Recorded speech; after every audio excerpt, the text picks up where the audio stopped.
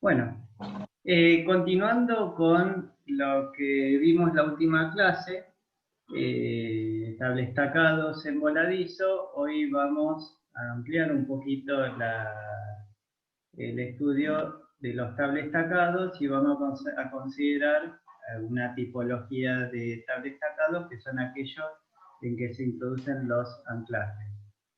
¿Cuándo se utilizan estos tablestacados con anclajes? Cuando las alturas de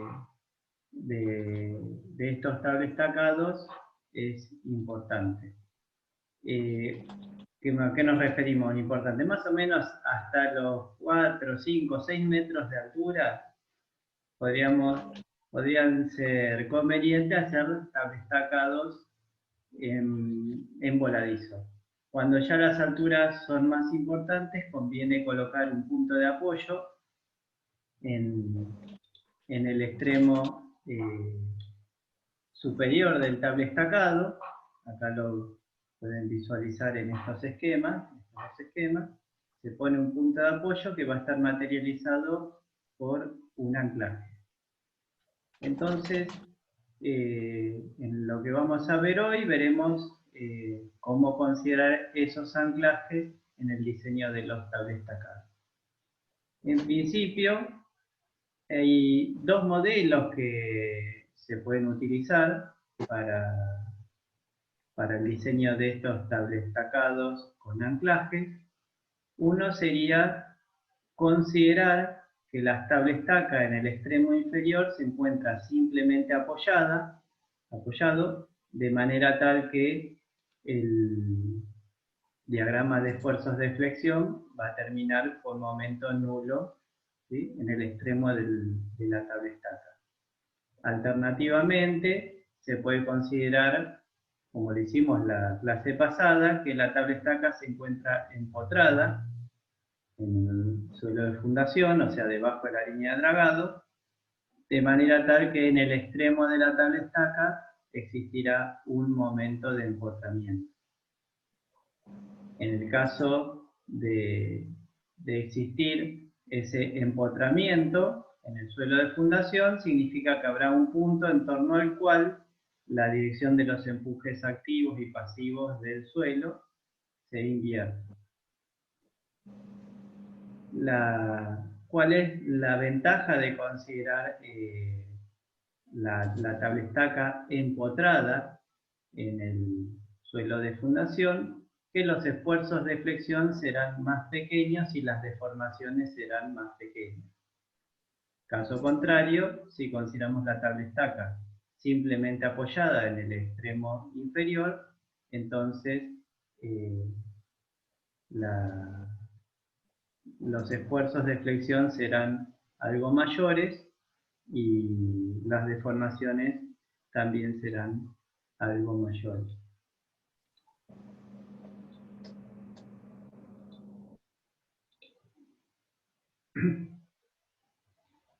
Si diseñamos una tablestaca suponiéndola empotrada en el extremo inferior, entonces requeriremos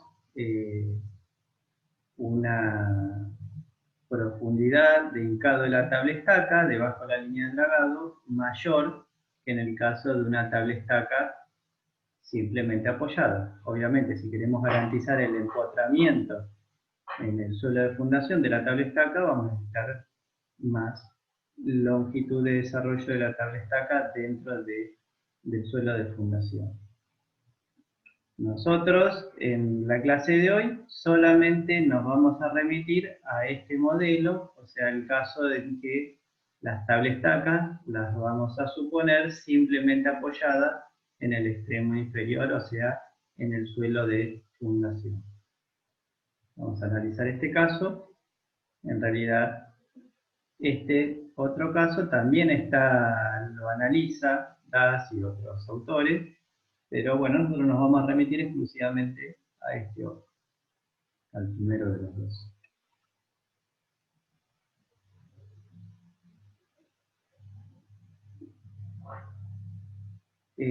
Al igual que lo hicimos la vez pasada, en donde separamos el análisis de los tablestacados hincados en suelos granulares por un lado o en suelos cohesivos por otro, hoy vamos a hacer lo mismo. A estos tablestacados con anclaje, analizaremos el caso en que estos se encuentran empotrados en un suelo no cohesivo, o sea, en un suelo granular, por un lado, y más adelante veremos el caso de los tablestacados hincados en suelos cohesivos o arcillosos también. ¿Sí? La gran diferencia es que ahora, por un lado, en los tablestacados supondremos que en los tablestacados hay un punto de apoyo a una cierta profundidad. Ese punto de apoyo está materializado por un anclaje y ahora, en lugar de suponer que la tablestaca se encuentra empotrada en el suelo de fundación, o sea, debajo de la línea de dragado, vamos a suponerla que se encuentra simplemente apoyada. O sea, ahora ya no hay un punto en torno al cual esté rotando la tablestaca debajo de la línea de dragado. Entonces, si denominamos F a la fuerza o a la reacción del tensor sobre la tablestaca y denominamos D a la profundidad de hincado de la tablestaca, una condición de equilibrio en esta tablestaca es que la sumatoria de fuerza en la dirección horizontal sea igual a 0. La segunda condición de equilibrio es que la sumatoria de todos los pares, de todas las fuerzas sobre el tablestacado respecto a cualquier punto arbitrario también debe ser 0. Nosotros, por simplicidad, vamos a plantear que la sumatoria de todos los pares de todas las fuerzas respecto al punto O', o sea, en donde se encuentra el tablestacado, sea nulo. ¿Por qué? Porque para nosotros las incógnitas a nuestro sistema estático será ¿cuál debe ser la profundidad de hincado de la tablestaca para garantizar el correcto apoyo de la tablestaca? Y cuál es la fuerza o la resistencia que debe desarrollar el anclaje para garantizar el equilibrio del tablestacado. Entonces, como nuestras incógnitas son F y D, entonces, del planteo de equilibrio de fuerzas horizontales igual a 0 y sumatoria de momentos o de pares respecto al punto O' igual a 0, se quedan planteadas estas dos ecuaciones, ¿sí? Donde F es una incógnita y L4. Fíjense que L4 es equivalente a obtener D, ya que al igual que lo hicimos la clase pasada, L3 es el punto en donde la acción del suelo se anula. Ese es un punto fácil de determinar. Entonces, conocido L3, si uno tiene D, automáticamente puede calcular L4 o viceversa. Entonces, planteando el equilibrio de momentos respecto al punto O', se puede eliminar la incógnita F. Entonces aquí tendríamos la ecuación de equilibrio de momentos respecto al punto O', y una vez determinada en esta ecuación el valor de L4, podemos despejar de la ecuación de equilibrio de fuerzas horizontales el valor de F, que es la reacción del anclaje. El diagrama de acciones sobre el tablestacado sigue las mismas leyes que habíamos visto la clase pasada, simplemente que del suelo sobre el tablestacado, en toda la longitud entre el punto A y el punto B, al momento de alcanzar su resistencia al corte, accionará con empuje activo hacia la izquierda y reaccionará con empuje pasivo hacia la derecha. Acá en este caso no hay ningún punto en torno al cual se invierta la orientación de los empujes.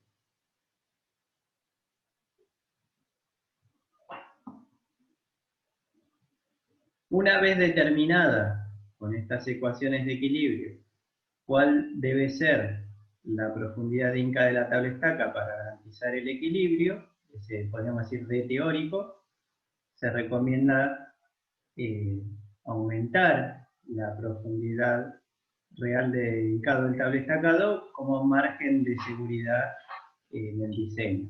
Aproximadamente entre un 30 y 40% es lo que se recomienda, ese incremento de la profundidad de hincado de la tabla estaca respecto a la adoptada.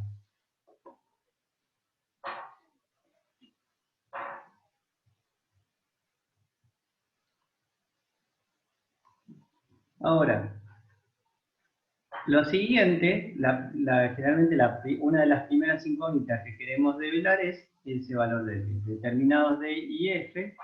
Lo siguiente es seleccionar una sección de tabla estacado que sea capaz de resistir los esfuerzos de flexión correspondientes. Entonces, en función del D teórico, o sea, la profundidad de Inca teórica de la tabla estaca para garantizar el equilibrio del tabla estacado, tendríamos perfectamente determinadas todas las acciones sobre el tabla estacado, lo que nos permitiría calcular el diagrama de esfuerzos de corte en el tabla estacado, en donde el esfuerzo de corte se anula, tendremos el esfuerzo de flexión máximo en el tabla estacado. ¿Bien? Entonces, sencillo, se determina D y con D se calcula, se determina el diagrama de esfuerzo de corte, se calcula el punto en donde el corte se anula y en ese lugar se calcula el esfuerzo de flexión máximo. En principio, con ese esfuerzo de flexión y conociendo el material con el que se va a realizar ese tabla estacado, por ejemplo acero, se puede calcular cuál es el módulo resistente requerido en el tabla estacado para garantizar su resistencia. Ahora, nosotros estamos suponiendo que el tabla estacado se comporta como cuerpo rígido, pero lo cierto es que el tabla estacado tiene su flexibilidad, suele ser relativamente flexible, y esa flexibilidad lo que hace es redistribuir las acciones del suelo sobre ese tabla estacado, o sea, lo que va a generar una redistribución de esfuerzos a lo largo de la longitud del tabla estacado.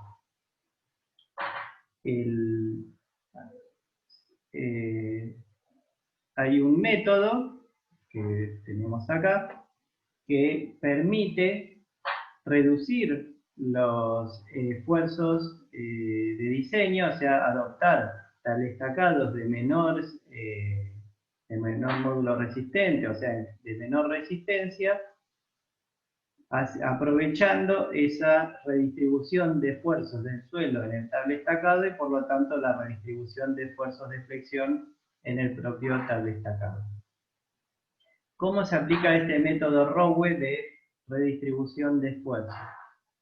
Por un lado, con lo que vimos en la lámina anterior, podemos calcular el esfuerzo de flexión máximo, este que tenemos acá en el tabla estacado.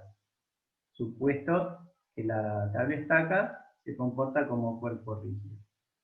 Con ese esfuerzo de flexión máximo, nosotros, vamos a ver así, con ese esfuerzo de flexión máximo, nosotros podemos adoptar un esfuerzo de flexión de diseño ligeramente menor o menor que el esfuerzo de flexión máximo, y con ese esfuerzo de flexión de diseño o resistencia de diseño del tabla estacado se va a corresponder con un módulo resistente del tabla estacado. Recuerden, el módulo resistente se podrá medir en centímetros cúbicos por metro o metro cúbico por metro, bueno, depende de las unidades que utilicemos.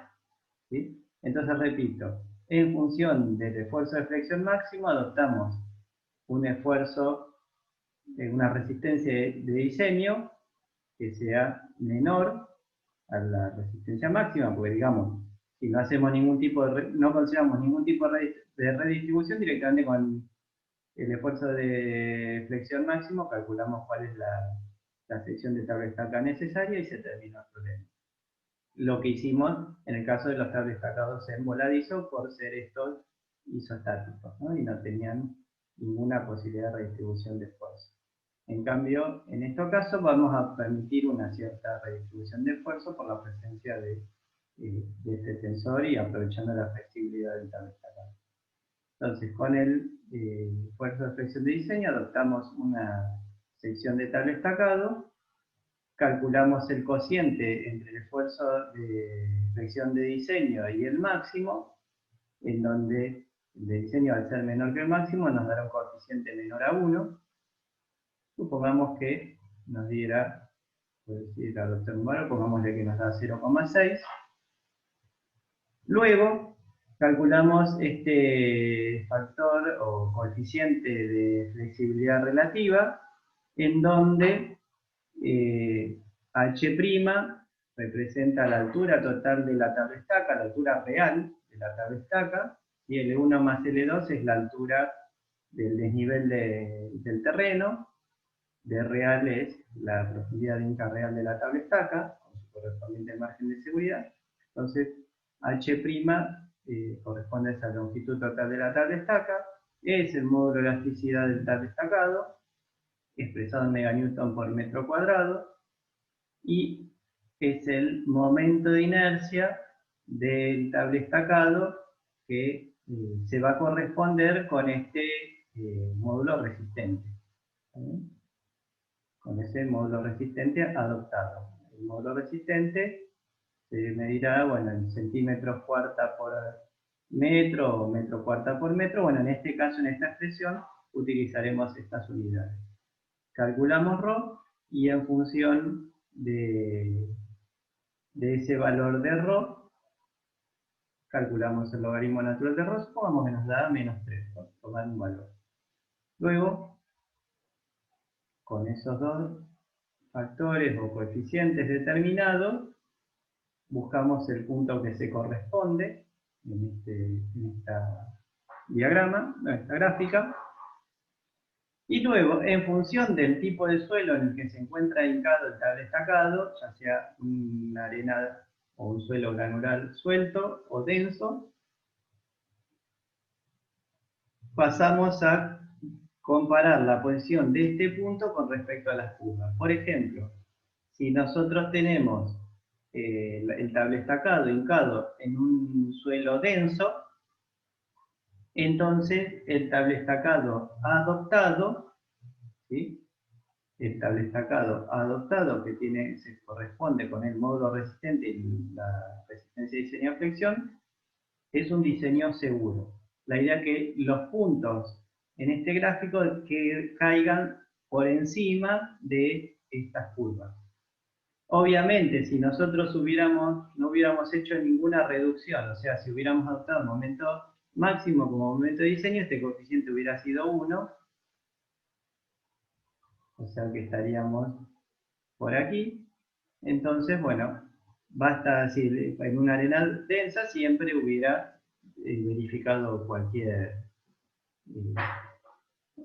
todos los puntos caerían por encima de la curva correspondiente a la arena densa.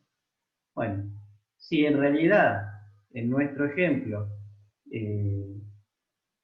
hubiéramos hincado el tabla estacado en una arena suelta, nuestro punto está por debajo de la curva, por lo tanto está en una zona no segura. Por lo tanto, habría que redimensionar el tabla estacado.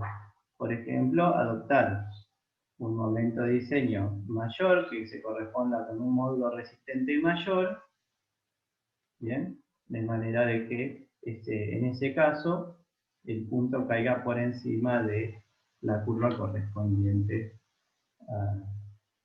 a este gráfico.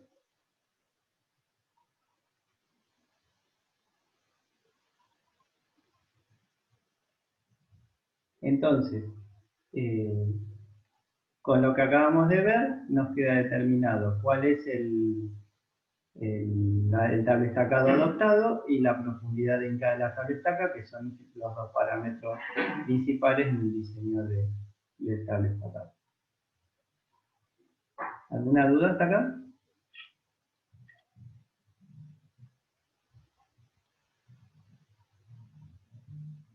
No, profe, se entiende. Bueno. En forma similar a como al caso de los tablestacados con anclajes fundados en suelo granular, podemos fundar en un suelo cohesivo. Recuerden, tenemos por encima de la línea de dragado un suelo relleno, suelo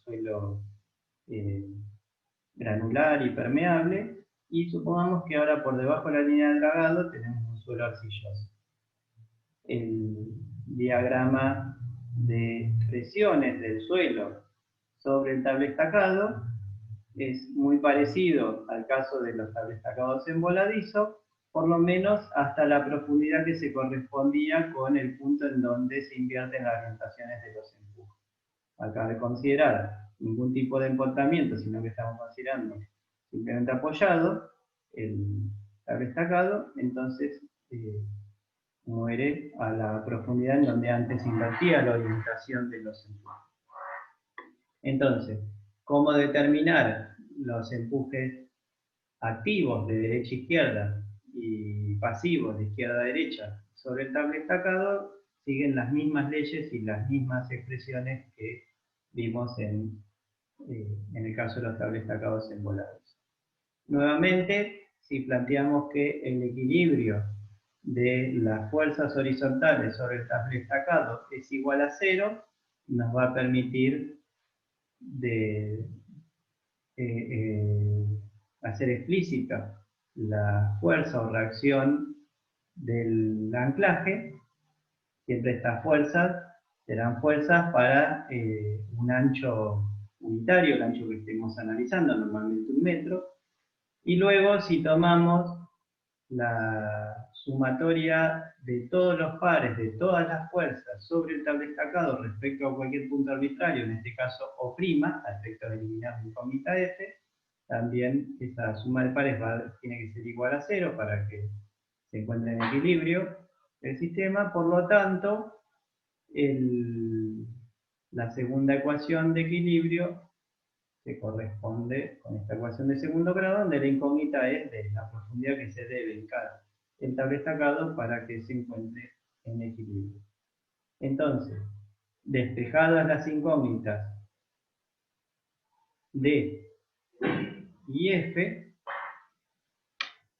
nuevamente vamos a adoptar con un margen de seguridad del 50%. ¿Se acuerdan que DAS recomendaba para suelos arcillosos que el D adoptado esté en el orden de un incremento del 50% de teórico? ¿Sí? De lo que sería la ficha de la tabla.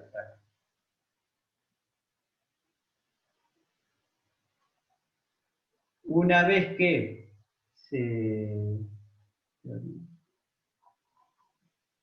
con el D teórico,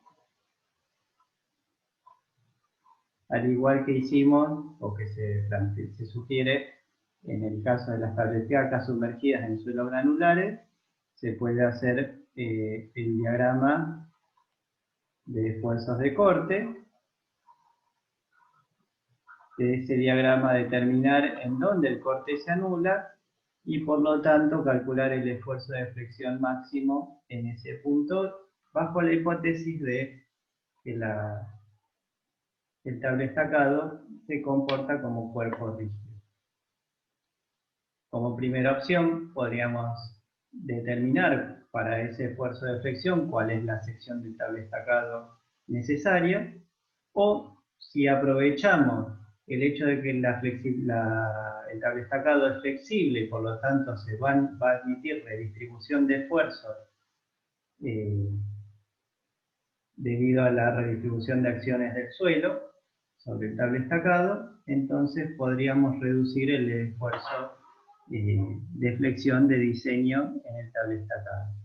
Con el método Rowe para tablestacas ancladas, simplemente apoyadas en suelos cohesivos, es parecido al que vimos para el caso de los suelos granulares, bueno, con algún detalle. Por ejemplo, el coeficiente de flexibilidad relativo es similar es el mismo, es el mismo que el utilizado para tablestacados fundados en suelos granulares.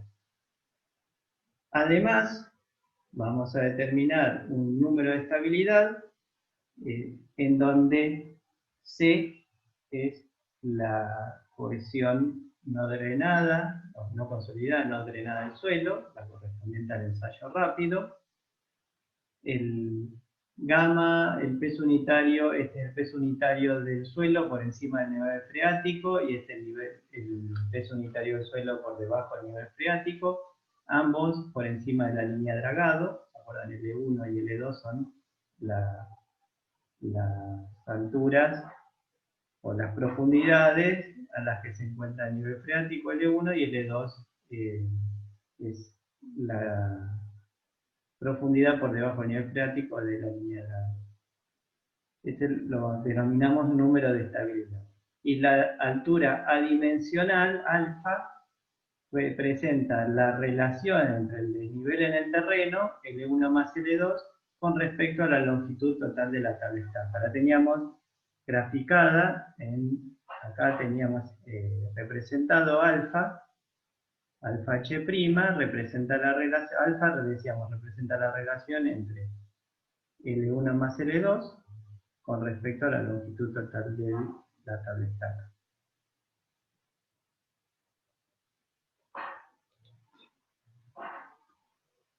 Entonces, con la calculada este número de estabilidad, calculado este coeficiente adimensional o altura adimensional de la tablestaca y determinado la flexibilidad relativa, primero,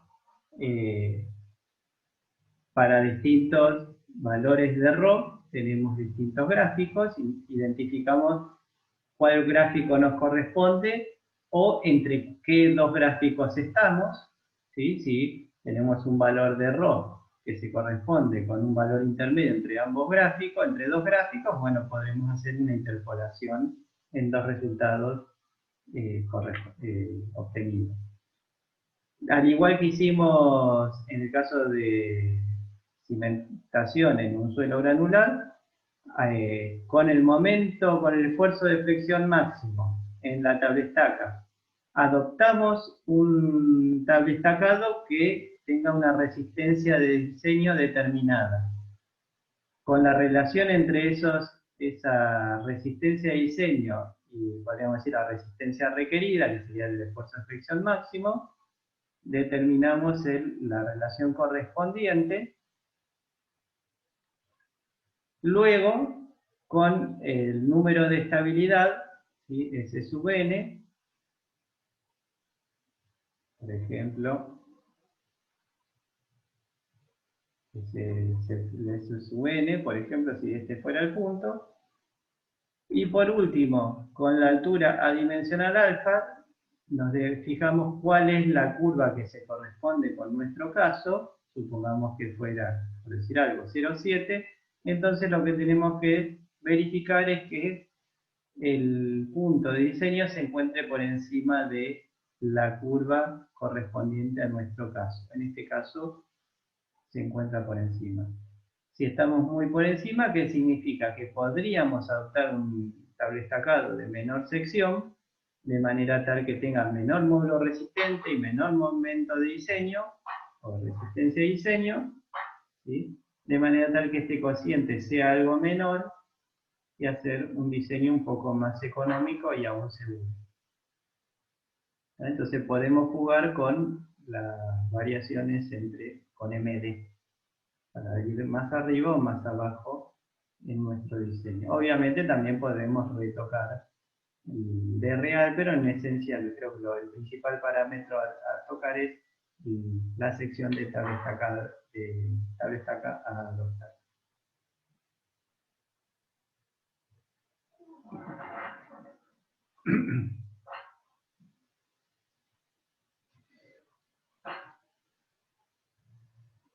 Con respecto a los anclajes, ya tenemos, supongamos que tenemos seleccionado el tablestacado que vamos a utilizar y la profundidad de cada de las tablestacas. Ahora tenemos que diseñar los anclajes. Hay distintas formas de materializar los anclajes. Podemos hacer anclajes que funcionan como si fueran pilotes inclinados, o sea, como estos. Estos bulbos pueden ser de concreto o de hormigón, pueden ser inyectados a presión o simplemente hormigón colado por gravedad, distintas formas de realizarlo. También los anclajes se pueden materializar con placas de anclaje, o muertos de anclaje, o también se pueden hacer con esos anclajes solidarios con cabezales y pilotes que trabajarán, bueno, como se ve en este esquema, a compresión o a tracción. Recuerden que en las traducciones, lo que en la bibliografía americana se llaman tensión, nosotros lo traducimos como tracción. Y así como en toda la bibliografía ellos le llaman, lo que ellos llaman esfuerzo, para nosotros son tensiones. Salvado este detalle con la nomenclatura. Primero voy a hablar un poquito sobre el caso de los anclajes que tenemos arriba a la derecha y abajo, y después vamos a profundizar un poquito más en los anclajes mediante bulbos, como tenemos acá representados a la izquierda. Bien, la idea es que cuando hablemos de los anclajes con placas, cuando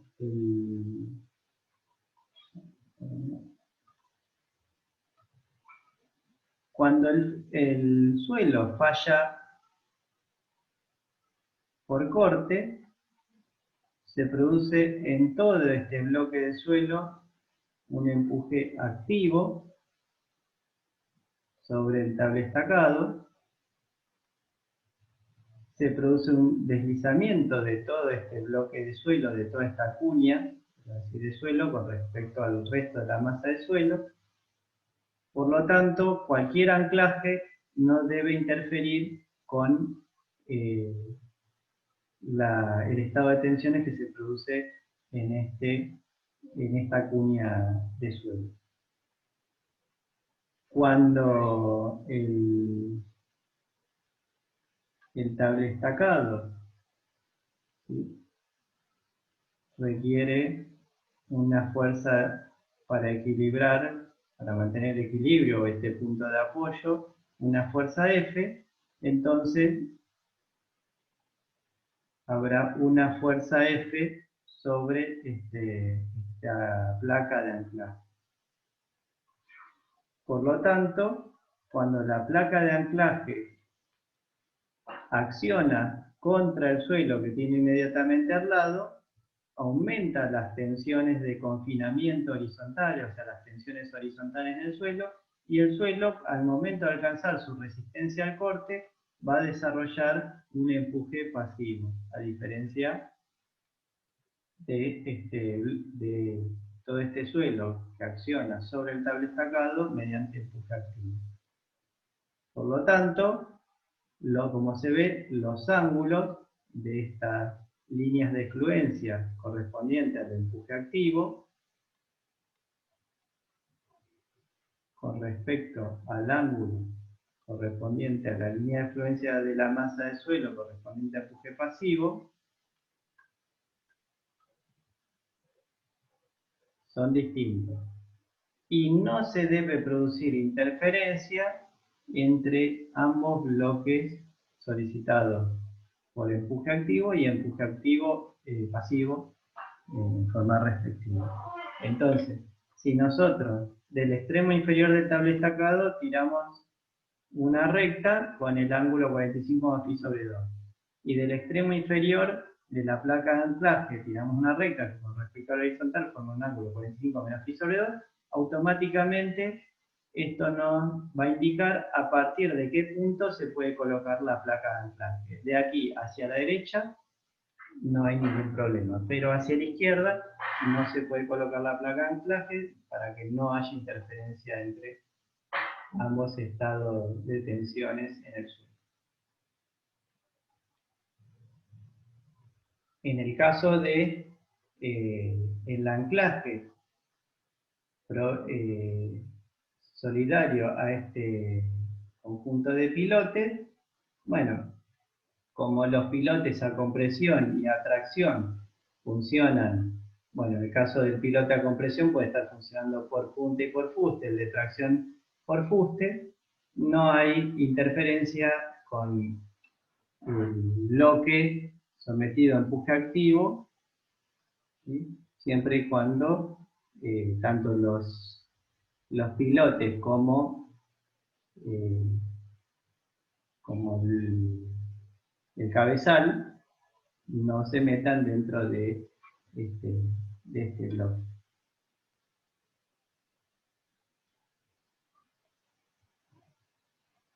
Con respecto a los anclajes mediante bulbos, ya sean inyectados o colados por gravedad, estos bulbos deben encontrarse fuera de la zona de empuje activo. O sea, fíjense que siempre el ángulo es 45 más pi sobre 2 de la línea de fluencia del suelo con respecto al resto de la masa del suelo cuando aquí tenemos empuje activo. Entonces estos bulbos se deben encontrar fuera de la zona de empuje activo.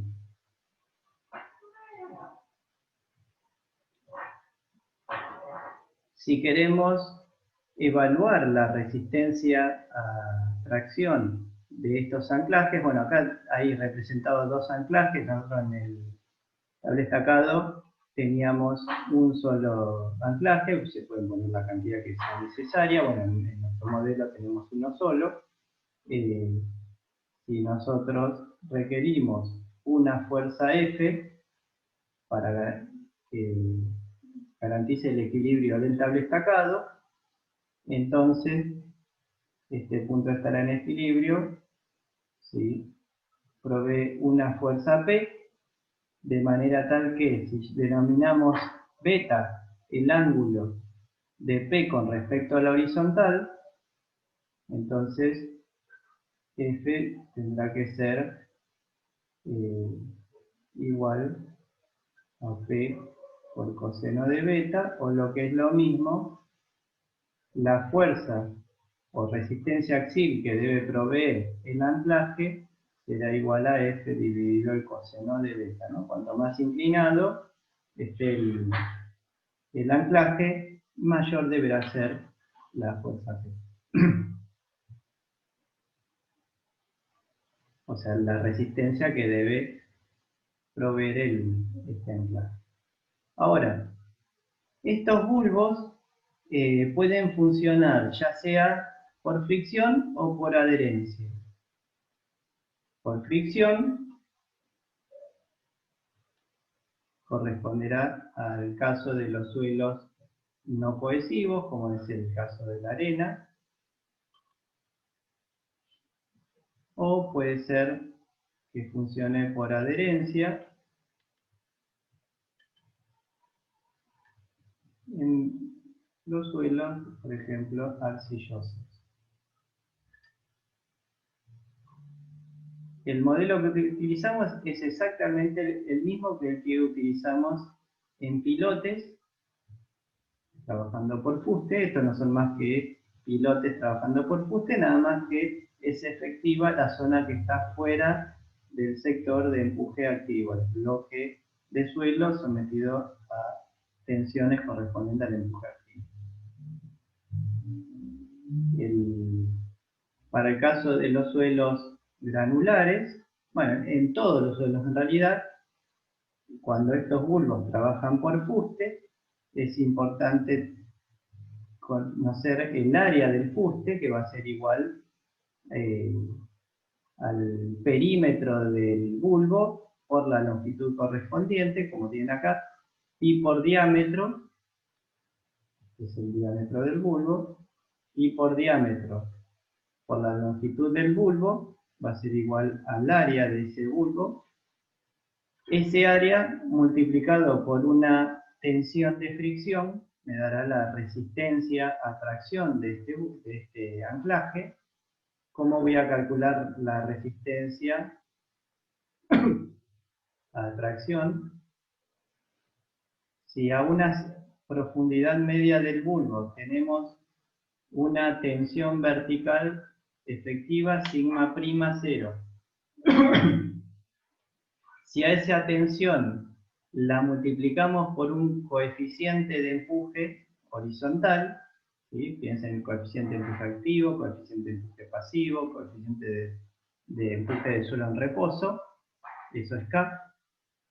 Vamos a transformar las tensiones verticales en tensiones horizontales o de confinamiento sobre ese bulbo y multiplicado por la tangente del ángulo de fricción entre el suelo y el hormigón, tendremos esta es la tensión de fricción total. Recuerden que delta, o sea el ángulo de fricción entre hormigón y suelo, más o menos estaba en el orden de 0,5 phi a 0,67, un medio a 2/3 de phi prima, o sea el ángulo de fricción efectivo. Recuerden, delta es ángulo de fricción entre suelo y hormigón. El coeficiente K, dijimos que para el caso de pilotes perforados, o podríamos decir en este caso anclajes perforados, se adoptaba igual al coeficiente de empuje de suelo en reposo. Podría ser 1, un poco menos de 1. Y en el caso de, como habíamos visto cuando teníamos pilotes de desplazamiento, o sea, cuando tengo desplazamiento de suelo, que en este caso podría ser para el caso de los pilotes inyectados, donde se desplaza el suelo hacia los laterales, donde se confina el suelo alrededor de ese bulbo, este coeficiente K podría estar en el orden de un 40 y hasta un 80% mayor que el coeficiente de suelo en reposo. O sea, obviamente cuando se inyecten estos bulbos tendrán una mayor resistencia que cuando son de hormigón colado in situ. Entonces esa es la forma de determinar cuál es la resistencia a tracción que tiene un tensor en suelo granular. En el caso de que el anclaje ese bulbo se encuentre en un suelo cohesivo, también calcularemos el área del fuste o del bulbo, y por diámetro por la longitud, por el factor de adherencia entre suelo y hormigón. Ese factor de adherencia se podía tomar como también entre un 50% de la cohesión no drenada a un 0,67 también de la cohesión no drenada. Esta sería una primera aproximación. O si no, también podríamos utilizar el método alfa, donde C sub A es alfa por C sub U, en donde alfa se podía estimar en función de la cohesión no drenada, no consolidada del suelo. La idea es que los suelos de poca resistencia, los suelos blandos, tienen un factor alfa igual a 1, o sea, donde la adherencia y la cohesión son más o menos similares. Ahora, para suelos duros, estos se suponen que están algo más fisurados, pueden estar bastante fisurados, por lo tanto esa fisuración propia de un suelo arcilloso duro penaliza un poco la adherencia entre el propio suelo y el hormigón, por lo tanto el alfa puede llegar a ser aún menor que 0,5. Y bueno, si ese coeficiente alfa es menor que 0,5, multiplicado por la cohesión de ese suelo duro, puede dar una adherencia entre hormigón y suelo, bueno, algo menor que, bastante menor que la cohesión de. Entonces esa sería una forma de determinar la resistencia a tracción de un anclaje en suelo arcilloso.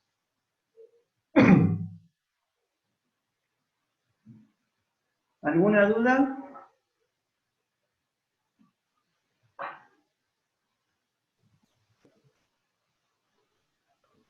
Profe, yo tengo unas cuantas. ¿La Bien. teórica terminó y ahora es consultas? ¿O sigue? Sí, terminó. Bien.